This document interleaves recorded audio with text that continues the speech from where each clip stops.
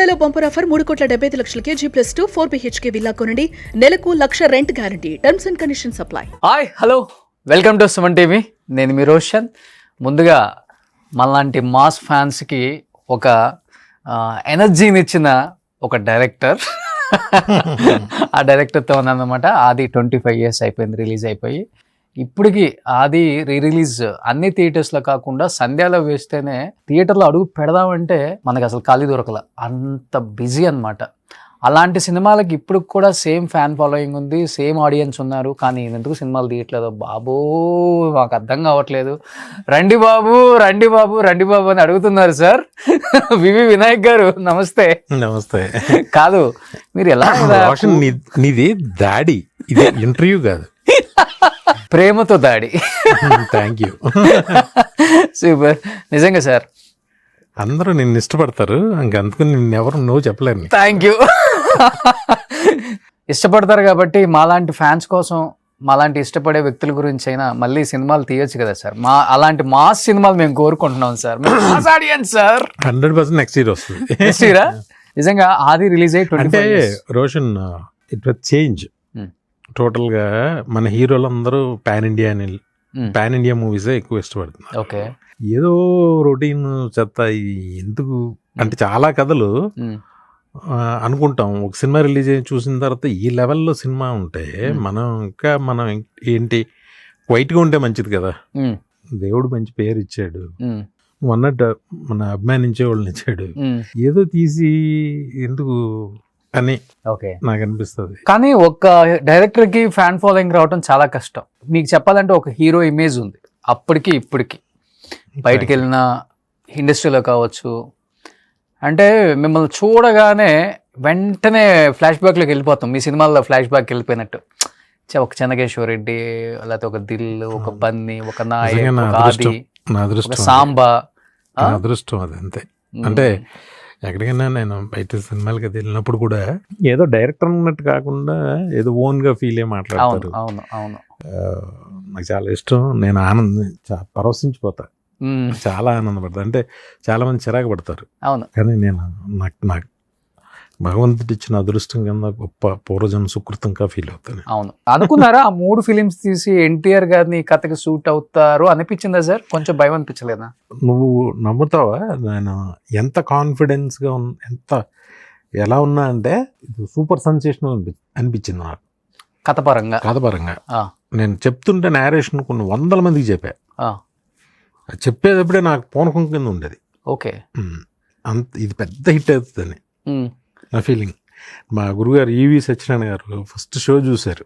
Show చూసి నేను ఒక సినిమా చేశాను ఆయన దగ్గర. ఫస్ట్ ఇండస్ట్రీకి వచ్చినప్పుడు ఫస్ట్ అప్రెంటిస్గా రాసిమూసి నరసరావు అవును సినిమా, అబ్బాయి గారి సినిమాకి నేను వచ్చా రాసిమూసి నరసరావు ద్వారా.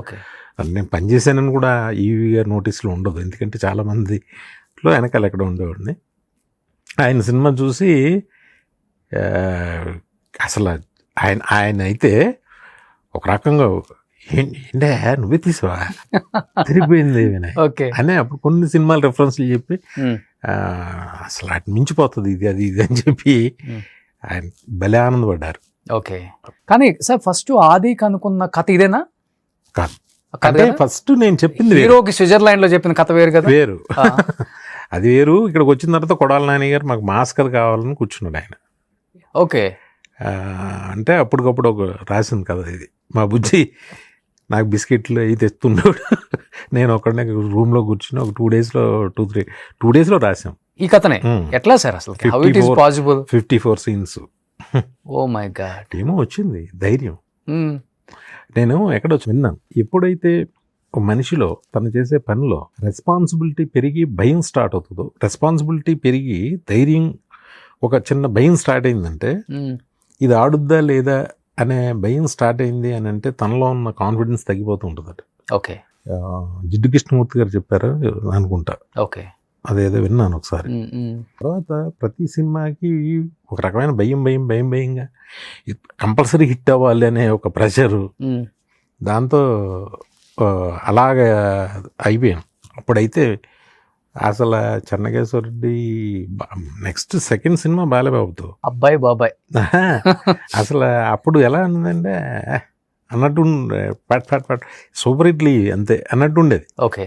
ఆ తర్వాత మనకి ఒక్క ఫ్లాపు సరిగ్గా పడేసరికి అన్ని కూరలు పీకి పక్కన. ఓకే.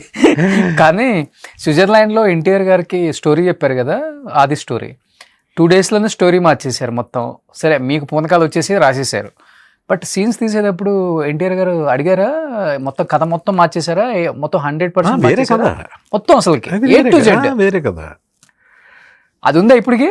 అసలు నాకు ఈ ఏది ఆ కదా ఆ కథ ఉంది, అది ఎక్కడో టేప్ చేసి పెట్టాము అది, కానీ అది దొరకలేదు తర్వాత.